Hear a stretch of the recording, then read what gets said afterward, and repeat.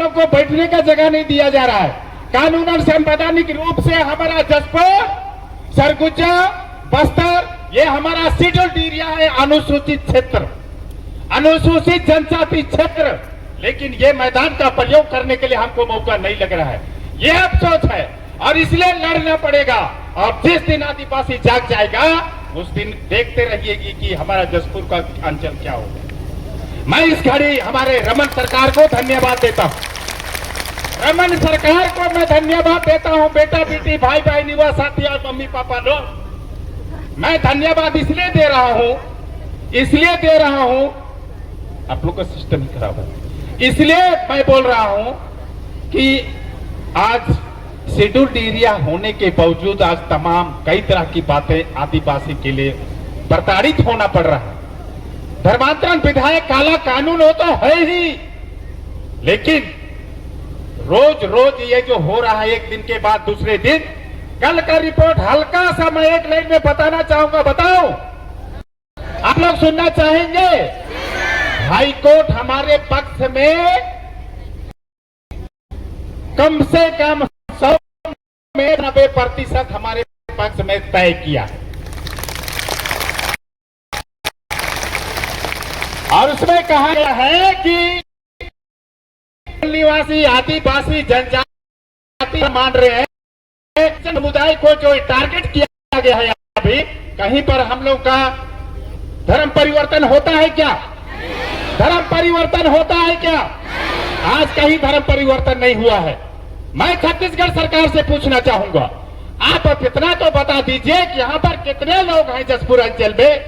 10,000, 50,000, धन मन तन धन सबसे आप लोग धर्म परिवर्तन कर रहे हैं। एकाध प्रूफ अभी ला करके यहाँ रखते, कहीं पर पैसा के बदले में किसी हिंदू भाई को हम धर्म परिवर्तन कराए हैं। हम गिरजा में आज हमारे ऊपर ब्लेम लगा रहा है, हमारा चर्च में हम भगवान को मानते हैं, उसके आधार पर हमारा विश्लेषण होता है, मतांतर।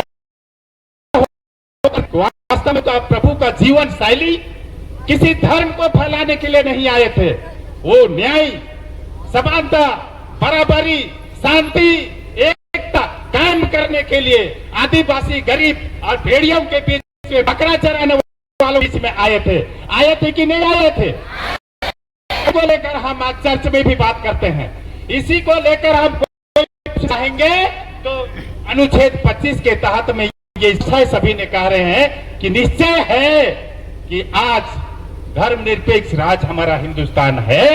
हम किसी सबसे पहले हमारा धर्म आदिवासी है हमारे, और उसके बाद धर्म, लेकिन ये भी जगह ब्लेम कर, हम कोई सदाना लड़कों के साथ घूम रहे हैं, बोलेंगे कि लड़कों के साथ धर्म परिवर्तन। ये कंठस बोलने वाला जो छत्तीस है, क्योंकि इनको जान रहे हैं, सब चीज करने का प्रयास कर रहे हैं, लेकिन तब हो रहा है।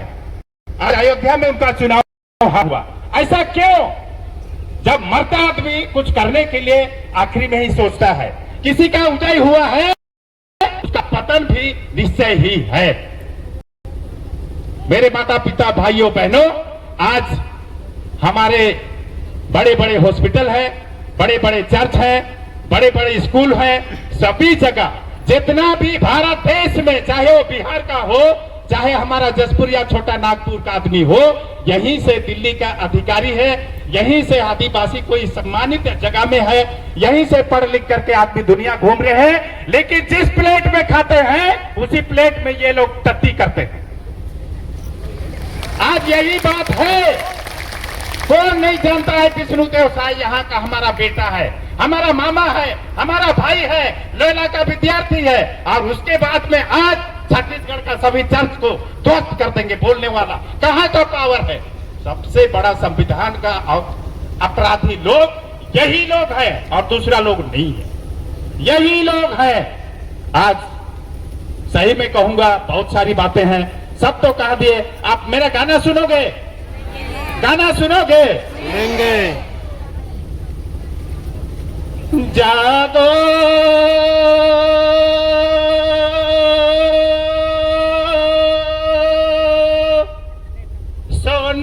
वाले जागो, सोने वाले जागो, जाग जरा ऐ सोने वाले जागो, जाग जरा ऐ सोने वाले जागो।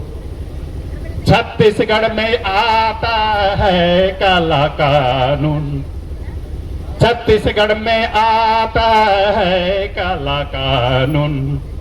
जीवन नैया डगमग डोले, डगमग डोले, जीवन नैया डगमग डोले, डगमग डोले। जागो सोने वाले जागो, सोने वाले जागो, जाग जरा ऐ सोने वाले जागो, जाग जरा ऐ सोने वाले जागो।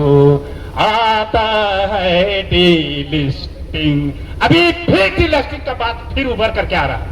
हम लोग को सबों को आदिवासी जो भी संवैधानिक आरक्षण है उससे सबको तोड़ मड़ोड़ करके खत्म कर देने वाला बीजेपी सरकार छत्तीसगढ़ सरकार है।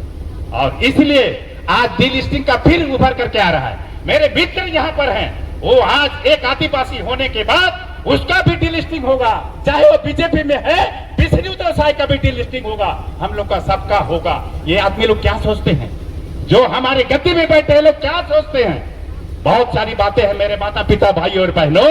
आता है डीलिस्टिंग, आता है डीलिस्टिंग।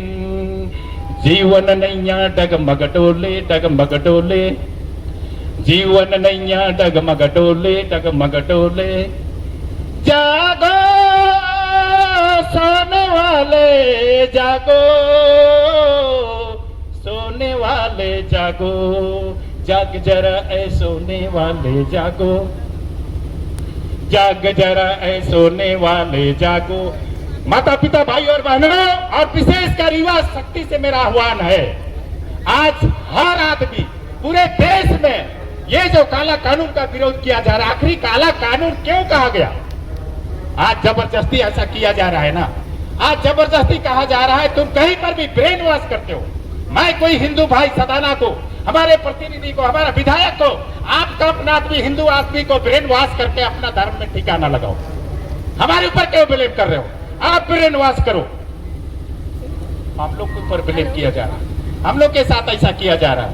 मैं ज्यादा ना कहते हुए मेरा इस गाना को जरूर याद करेंगे, और आप जागिए, आप जागने का समय आ गया है, और इस समय को हमको ऐसा ही जाने नहीं देना है। हम लोग को भिड़ना पड़ेगा, हम लोग को लड़ना पड़ेगा, चाहे कुछ भी हो जाएगा।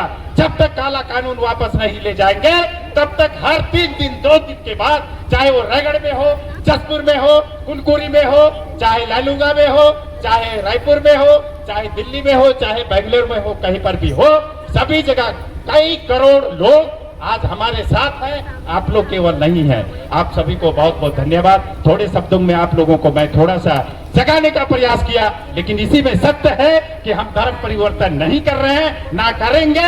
हम अपना धर्म यीशु का जीवन शैली के आधार पर हमारा समाज आगे बढ़ेगा।